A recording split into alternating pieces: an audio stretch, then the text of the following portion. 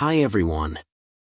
This is book summary to The Effective Executive, the definitive guide to getting the right things done by Peter Drucker. Let's enjoy the video. Please subscribing to my channel for more great content like this. You'll be notified when I upload new videos. Overview. The Effective Executive, by Peter Drucker. As a veteran consultant to executives across a wide range of fields, Peter Drucker shares 45 years' worth of insight into the practices and behaviors of effective executives. In this book review, you'll learn the difference between the effective worker who does things right and the effective executive who gets the right things done. You'll also learn how to implement that effectiveness in your management style. How to make decisions that take your company from middle of the pack to leader. Key takeaways. Effective executives prioritize, make plans, take responsibility, communicate, seek opportunities, hold productive meetings and contribute to their organizations. An executive's position conspires against his or her effectiveness. Nevertheless, you can teach yourself to become an effective executive. To do so, you must master 5 specific habits. The first habit is to control your time and understand how you use it. The second habit is to focus on what you can contribute to your organization. The third habit is to build on your strengths and your company's strengths.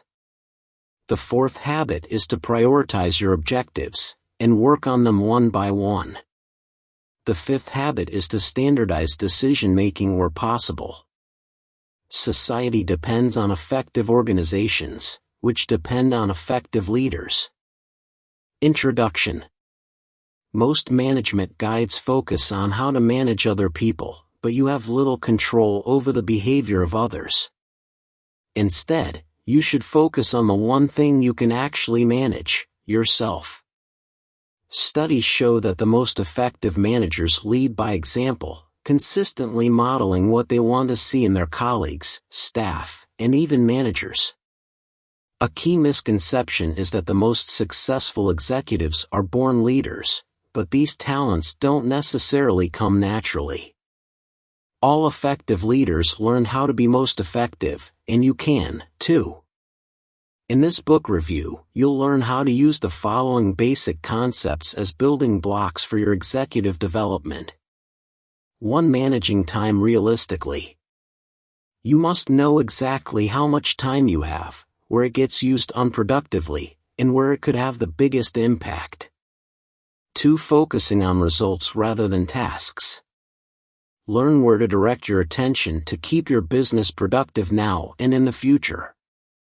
3. Using strengths rather than compensating for weaknesses. True excellence is reached when you use strengths as building blocks rather than trying to balance out weaknesses.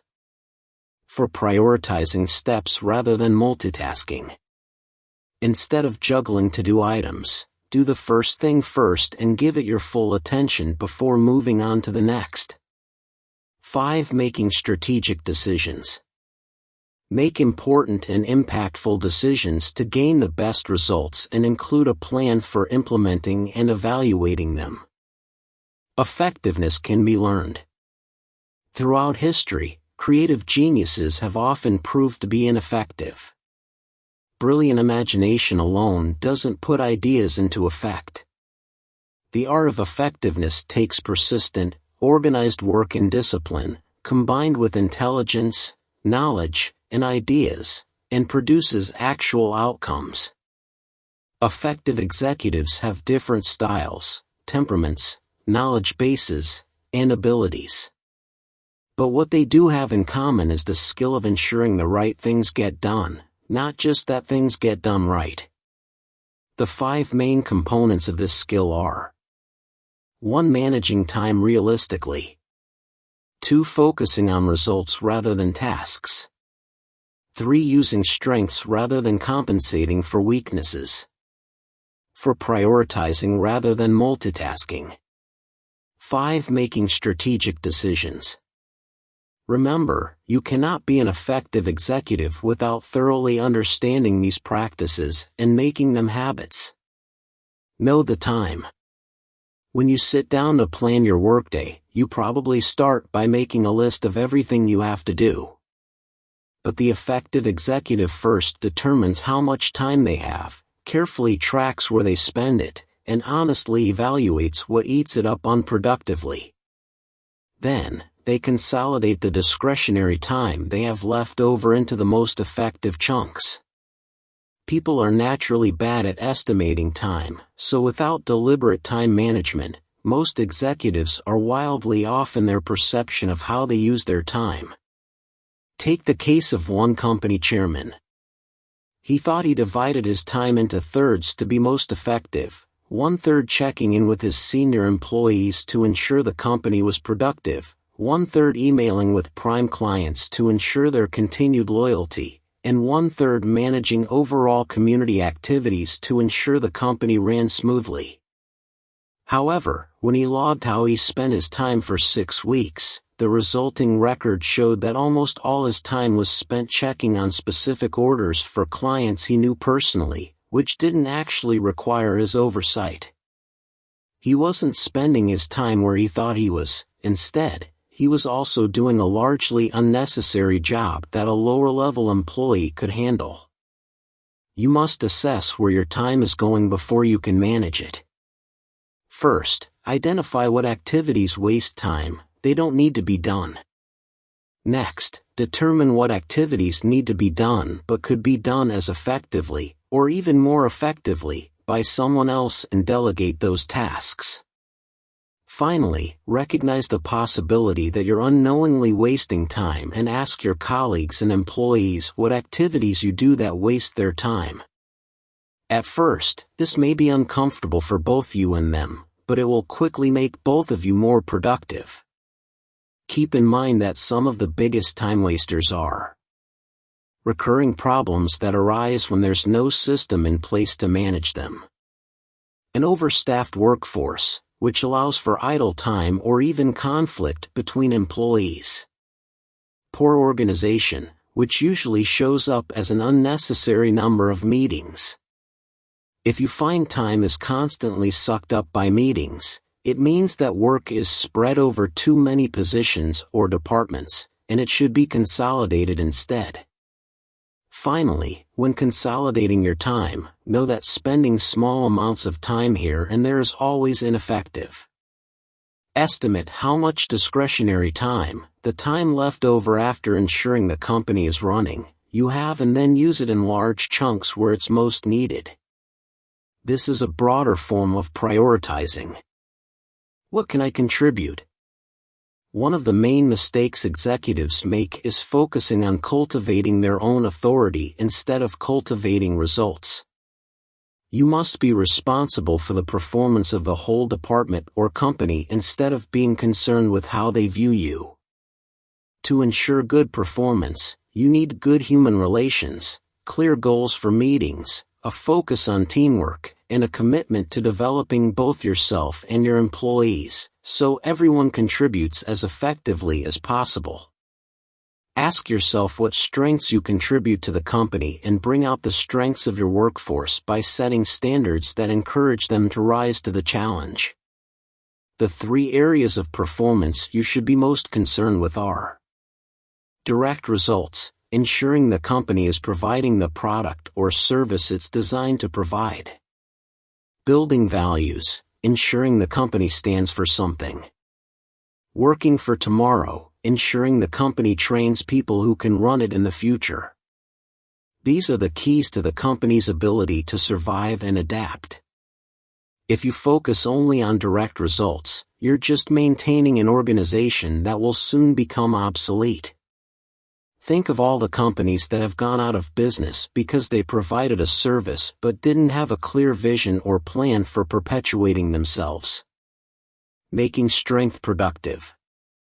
When hiring, promoting, or building teams, you shouldn't choose people or form partnerships in an effort to balance out or cover up weaknesses. This ends in mediocrity. Weaknesses are inevitable, but they don't have to matter.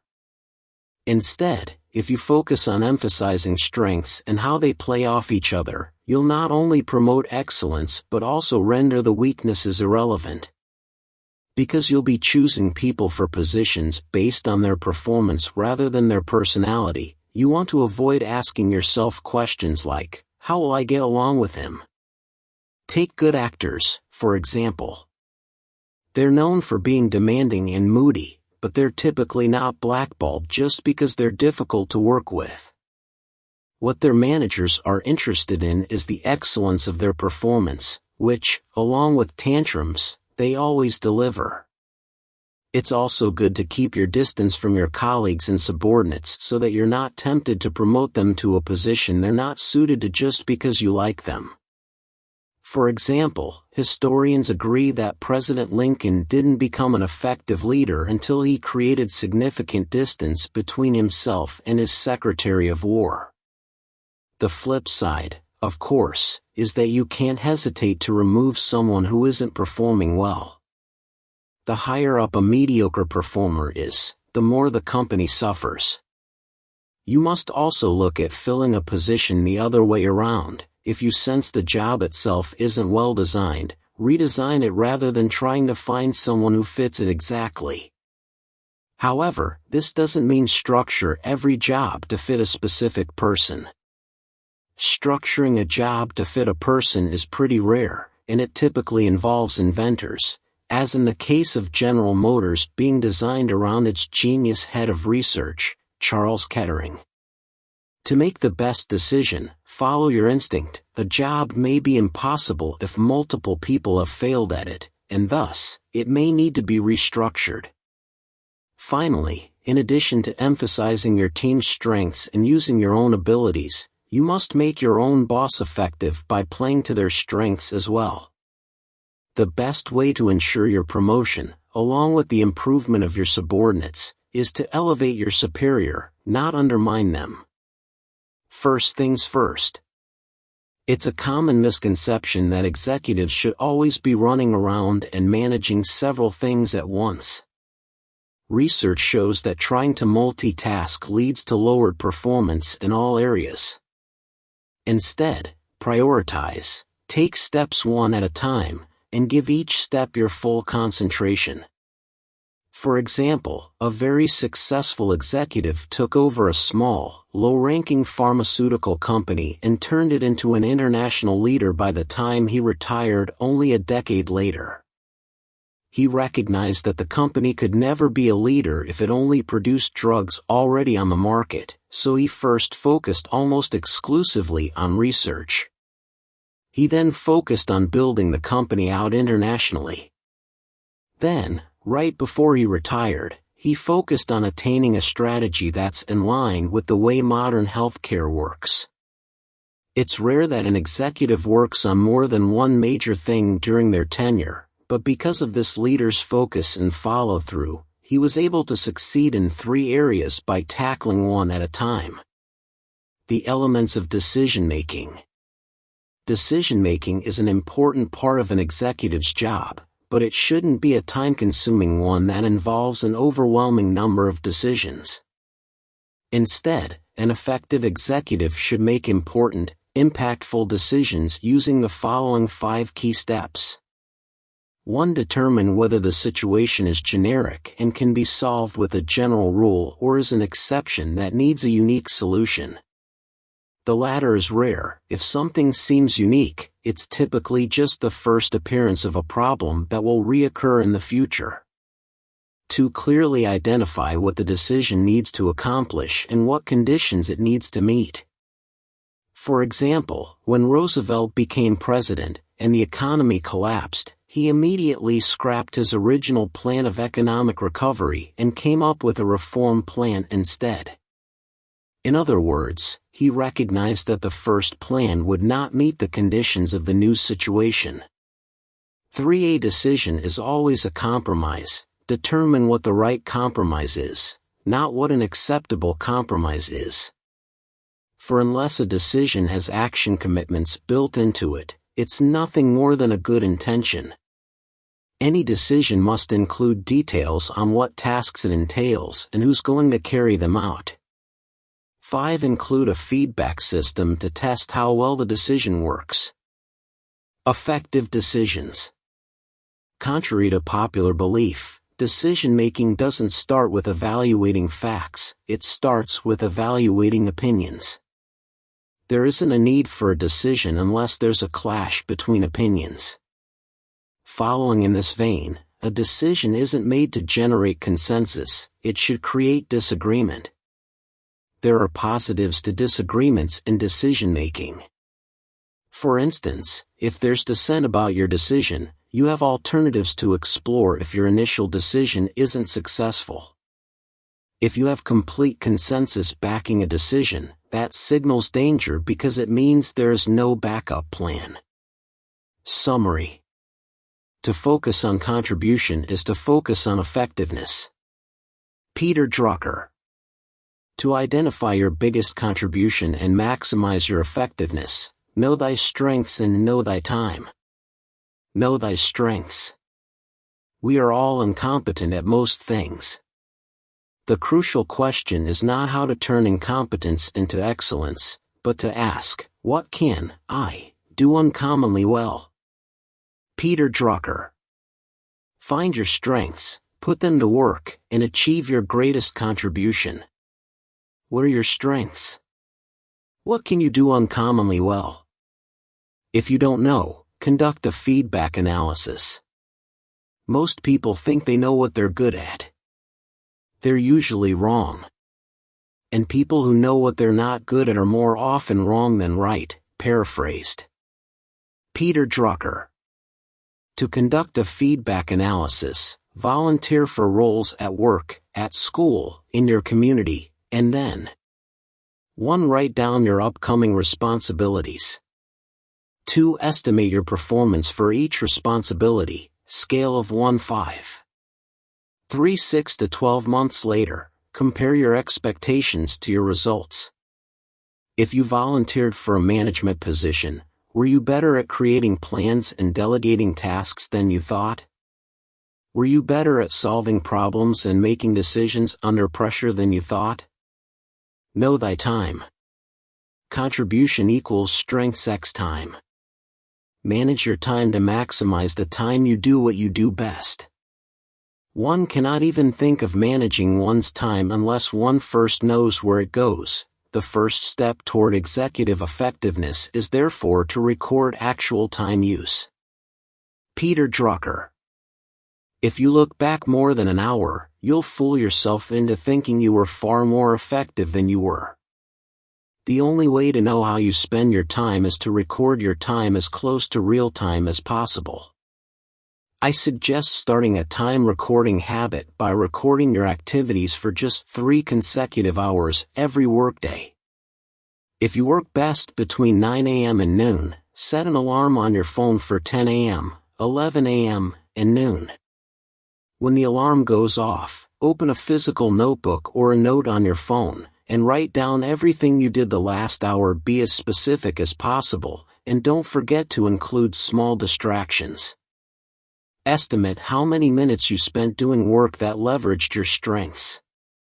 Do this for a month, and you'll get a time log statement, much like a credit card statement, that will help you see where you're wasting your time. Use your time log statement to create 2 lists, stop doing list and offload list. Typical stop doing items, common distractions, useless meetings, and good but not great opportunities.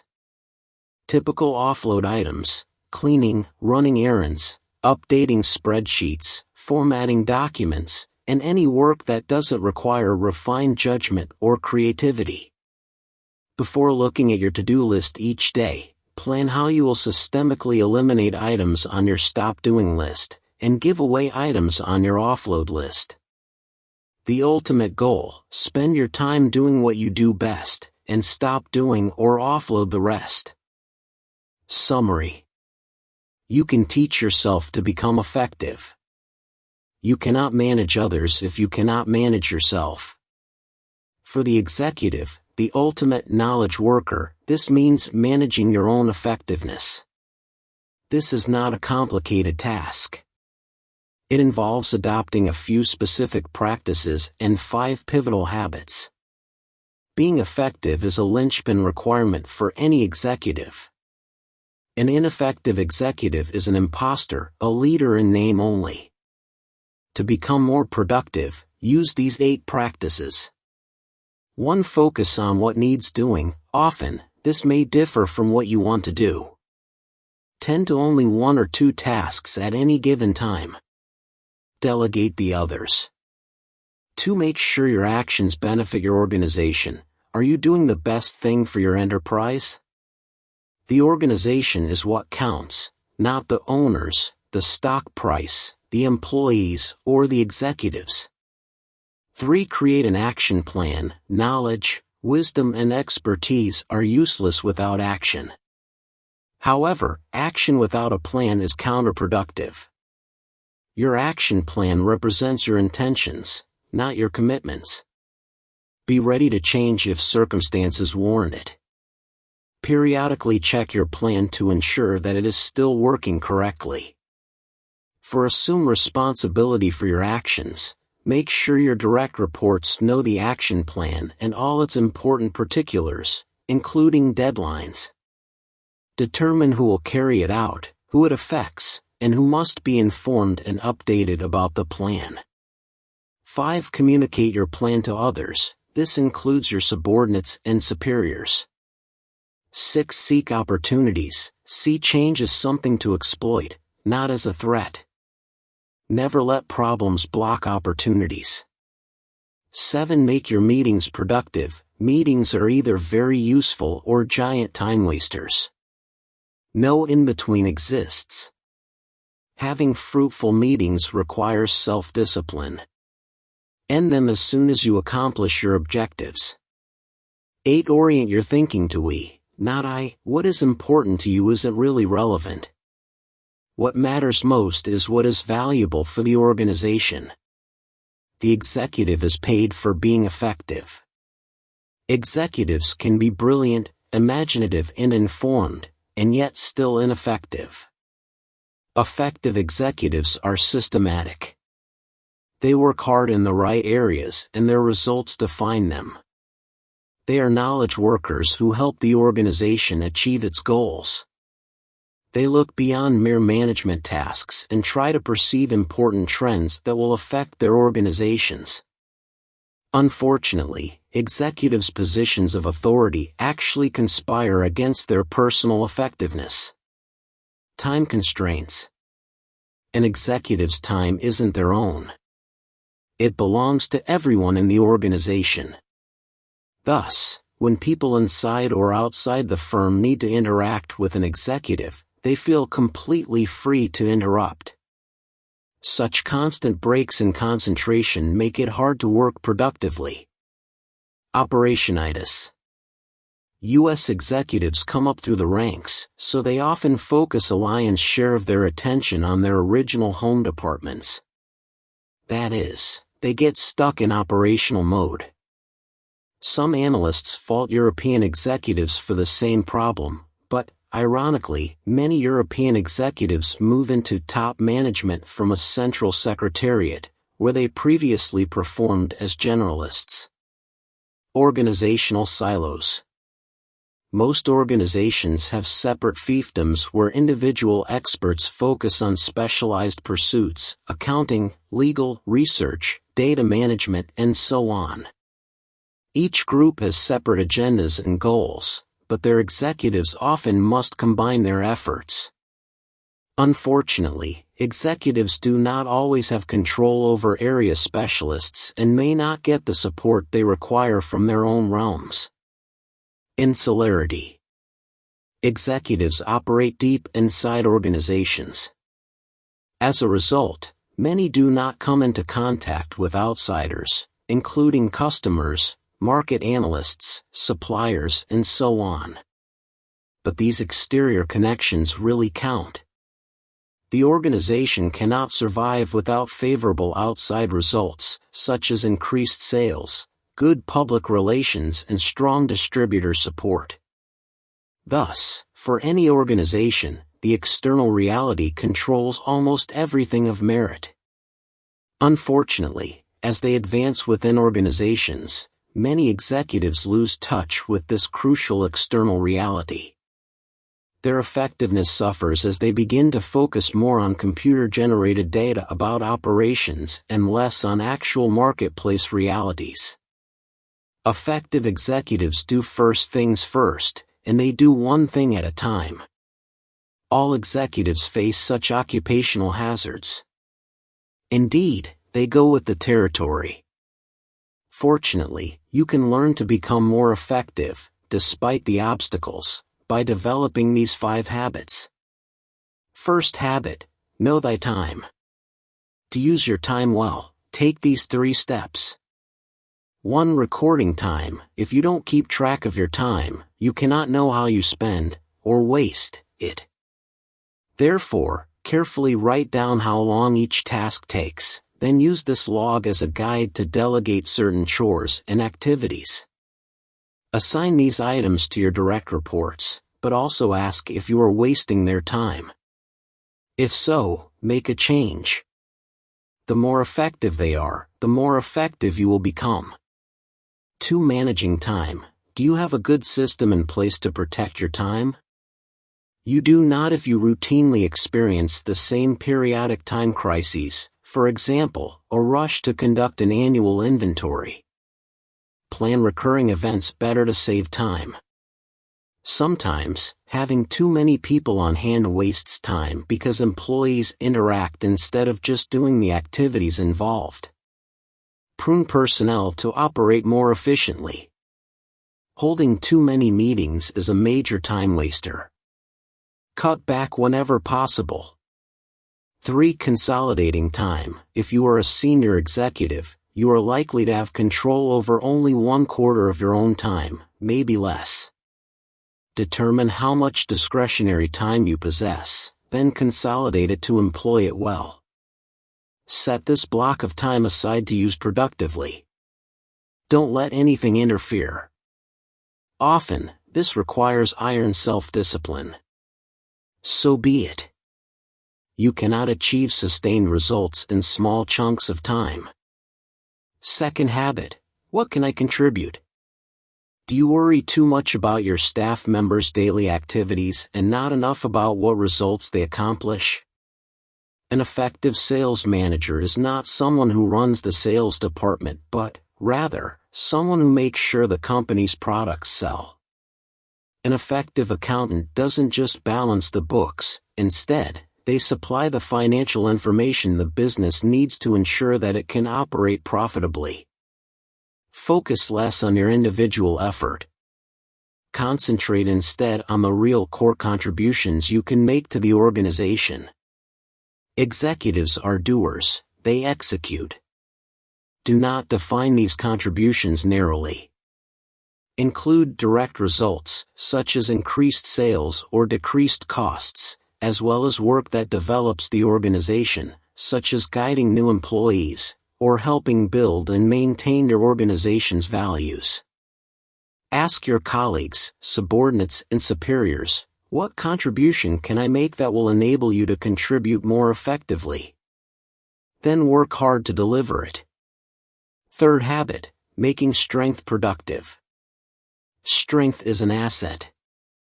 This is true regarding your strong points, your abilities, expertise, knowledge and personality, and those of your coworkers. The effective executive always builds on his or her strengths, and on others' strengths, as well. This starts with staffing decisions. When hiring, do not try to avoid weaknesses. Instead, maximize strengths. Do not ask, will this person work well with me? Rather, focus on the contributions that the person could make to the organization. Time is the scarcest resource, and unless it is managed, nothing else can be managed. During the American Civil War, advisors warned U.S. President Abraham Lincoln that the highly effective General Ulysses S. Grant was a drunkard. If I knew his brand, I'd send a barrel to some other generals, Lincoln replied. He always focused on results, not weaknesses. So did General Robert E. Lee, head of the Confederate Army. One general under Lee's command ignored his orders, thus upsetting Lee's battle plan. "Why don't you relieve him of his command?" one aide asked Lee. "What an absurd question," Lee replied. "He performs." In business, as in war, results count. Keep that uppermost in your mind when evaluating future and current employees. Fourth habit, first things first. Multitasking is a mistake and really doesn't work well. To get things done, concentrate on one task at a time, or two at the most. 3 is almost always unrealistic. Yet, throughout history some geniuses have been able to do numerous tasks at once. Wolfgang Mozart supposedly could create multiple musical compositions at the same time. But most of us are not Mozarts. You may be able to accomplish your objectives by multitasking, but your work will be substandard. The sooner operating managers learn to make decisions as genuine judgments on risk and uncertainty, the sooner we will overcome one of the basic weaknesses of large organizations, the absence of any training and testing for the decision-making top positions. Instead of multitasking, work smartly and quickly on one job at a time. This does not mean working in a hurried dither, it means concentrating and working steadily on the task at hand. Involve yourself and your team in productive pursuits. If an activity is unproductive, drop it. Always prioritize. This takes courage. Aim high in your goals. Keep your eye on the future, not on the past. Always allow a margin of work time for the unexpected to occur. It definitely will. Fifth habit, decision-making. Most situations that require you to make decisions are basically generic, that is, typical and unexceptional. You can deal with such circumstances by applying established rules and general principles and procedures. The challenge is to determine when a situation is, indeed, typical or when it is different in some way that needs unique handling. The biggest decision-making mistake is to try to deal with a generic problem as if it were unusual. Most executives have learned that what one postpones, one actually abandons. For example, production problems recur continuously, so you can deal with them by using decisions and actions that worked well in the past. On the other hand, a massive power failure, like the one in northeastern North America in 1965, is a hugely atypical event. Resolving it demands special decision-making, not the application of proven rules. Being able to distinguish generic situations from extraordinary ones is the core of effective executive decision-making. The criterion of relevance. The value of the decisions you make depends on their relevance. This is the correct measurement of the validity of your subjective judgment regarding any situation you have to handle as an executive.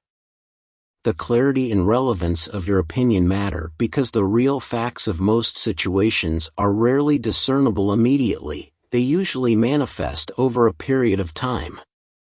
A decision requires courage as much as it requires judgment. Always operate as if the traditional measurement is not the right measurement.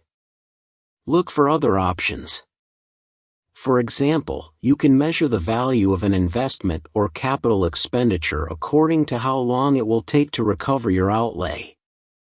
You can determine an investment's anticipated profitability or the current value of the expected returns. Each of these yardsticks presents only a partial picture of the expenditure's probable value, so insist that your accountants provide all such calculations. The combination of data that emerges from these separate ways of gauging relevance will enable you to make the most informed decision. Everything depends on you. As an executive and a knowledge worker, you represent a highly valuable, indeed, indispensable, resource. Society depends on you, and millions of knowledge workers like you, to be maximally effective. If you are effective, your organization can be productive and make important contributions to the general good. Purposeful, efficient organizations can serve as useful tools to make life better for all. This is an enlightened and noble purpose. But society cannot achieve this vital goal if its organizations are ineffective. To avoid that pitfall, they require strong knowledge workers. Thus, you are an integral element of the system that moves society forward. Fortunately, any executive can learn to be an even more effective professional. It's a matter of habit. Conclusion. The main principles of this book seem simple, yet they're surprisingly hard to find in effect at most companies and organizations. The job of the executive is not to look busy or seem authoritative, it's to be effective. And effectiveness is not a natural talent that some leaders have, and some don't. Rather, it's a skill that must be learned carefully and practiced daily. By always keeping in mind the main points of effective management, you'll see excellent performance from your team, yourself, and your superiors. You'll ensure that your company produces steady, satisfactory results now and into the future. As an executive, make sure your focus is always on the 5 main components of effectiveness. 1. Managing time realistically. You must know exactly how much time you have, where it gets used unproductively, and where it could have the biggest impact. 2. Focusing on results rather than tasks. Learn where to direct your attention to keep your business productive now and in the future. 3. Using strengths rather than compensating for weaknesses. True excellence is reached when you use strengths as building blocks rather than trying to balance out weaknesses. 4. Prioritizing steps rather than multitasking. Instead of juggling to-do items, do the first thing first and give it your full attention before moving on to the next. 5. Making strategic decisions. Make important and impactful decisions to gain the best results and include a plan for implementing and evaluating them. Thank you for watching. Please subscribe, like and share. See you in next videos.